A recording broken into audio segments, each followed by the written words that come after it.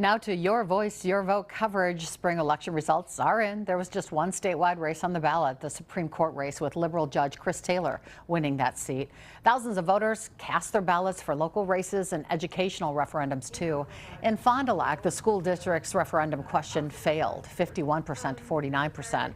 It asked voters to approve the referendum totaling $30 million for 4 years after a $40 million one also failed last year. Fond du Lac school superintendent says he's heartbroken and believes news about a new county jail and the tax impact that could come with that helped sink the ballot question. And I think just for the Fond du Lac community, that was a big component, that knowing that that's looming potentially, that to have their tax bills go up for that as well as potentially the schools was just too much to handle at that time. He says there may be too much voter fatigue to try again next year, but the board will decide whether to go back to taxpayers or keep tightening the belt. 30 more staff cuts are coming this year, with 2 schools slated to close in the 2027-28 school year.